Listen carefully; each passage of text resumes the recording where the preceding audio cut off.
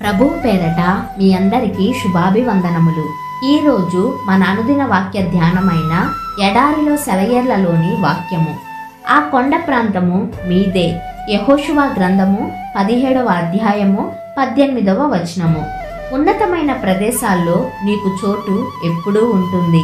లోయ ప్రాంతాల్లో కనానీయులు ఉన్నప్పుడు, నిన్ను వాళ్ళు తమ ఇనుప రథాలతో అడ్డగించినప్పుడు కొండలపైకి వెళ్ళండి, ఎత్తైన ప్రదేశాలను ఆక్రమించుకోండి.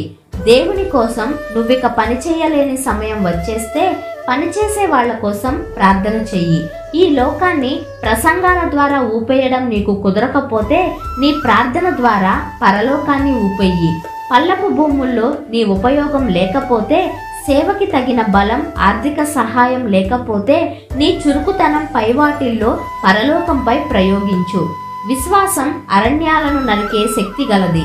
కొండ ప్రాంతాలు నివాసానికి ఎంత శ్రేష్టమైనవో తెలిసినప్పటికీ అరణ్యాలు నిండిన ఆ కొండల్ని నివాసయోగ్యంగా చెయ్యడానికి, ఆ అడవుల్ని నరకడానికి యోసేపు సంతానానికి ధైర్యం చాలేది కాదు.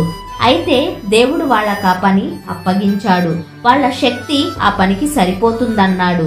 అరణ్యాలు నిండిన ఆ కొండల్లాగా మనకి దేవుడు కేటాయించే పనులన్నీ అసాధ్యంగానే కనిపిస్తాయి. అవి మనల్ని హేళన చేయడానికి కాదు గాని మనల్ని ఘనకార్యాలకి పురికొల్పడానికే. దేవుడు తన సన్నిధి శక్తిని మనలో నింపకపోతే మనకి కార్యాలు అసాధ్యమే.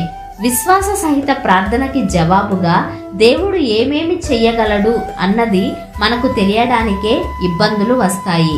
లోయలో నువ్వు ఉండలేకపోతున్నావా? కొండల్లోకి వెళ్ళి నివసించు. బండరాళ్లలో నుండి కొండతేనె సంపాదించుకో. అరణ్యాలు కప్పిన కొండ చర్యలను సస్యశ్యామలం చేసుకో. మనం దాటలేమనే నదులున్నాయా? తొలచలేమనే వదిలేసిన పర్వతాలున్నాయా? అసాధ్యం అనుకున్న పనుల్నే మేం చేపట్టేది, చెయ్యలేమన్న వాటినే మేము చేసేది.